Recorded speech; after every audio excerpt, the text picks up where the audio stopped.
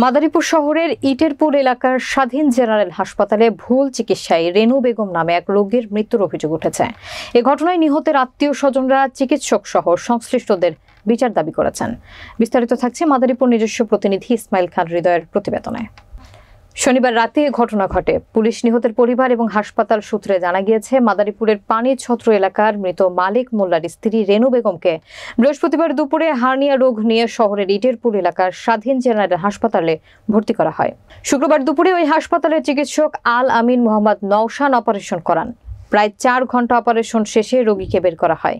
অপারেশনের পর থেকে ওই রোগীর যন্ত্রণা শুরু হয়। রোগীর সঙ্গে থাকা লোকজন বিষয়টি বারবার হাসপাতাল কর্তৃপক্ষকে জানালেও তারা গুরুত্ব দেয়নি। শনিবার সন্ধ্যায় অসহ্য যন্ত্রণা নিয়ে রেনু বেগম গুরুতর অসুস্থ হয়ে পড়েন।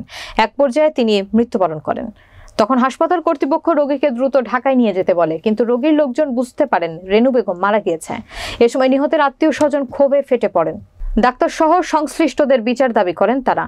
এদিকে ঘটনার পরপরই চিকিৎসক আল আমিন মোহাম্মদ নওশান হাসপাতাল থেকে দ্রুত সরে পড়েন। মাদারীপুর সদর মডেল থানার ভারপ্রাপ্ত কর্মকর্তা আব্দুল্লাহ আল মামুন বলেন, প্রাইভেট হাসপাতালে এক রোগী মারা যাওয়ার খবর পেয়েছি। পরে সেখানে পুলিশ পাঠানো হয়েছে। রোগীর পরিবার থেকে থানায় লিখিত অভিযোগ দিলে আইনগত ব্যবস্থা নেওয়া হবে।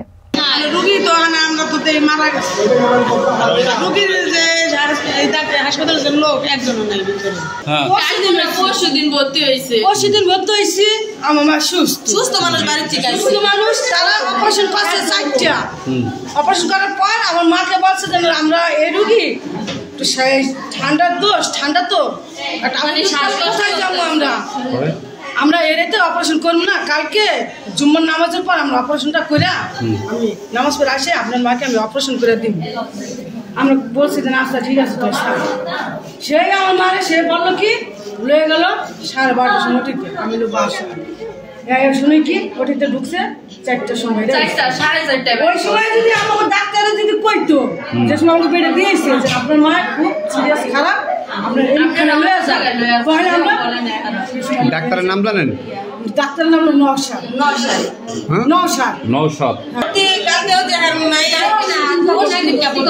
পরশুদিন 12টার সময় ভর্তি হয়েছে। কোন অপারেশন হয়েছিল? এই জায়গায় হানিও ঠিক হয়ে যাবে, এটা বলছি যে কোনো সমস্যা হবে না। তো যখন অপারেশন থিয়েটারে গেছে তখনও ভালো ছিল, এখন পুরো সুস্থ, সবার সাথে কথা বলছে। অপারেশন করার পরে থেকে যখন অপারেশন করছেন তখন শ্বাসের সমস্যা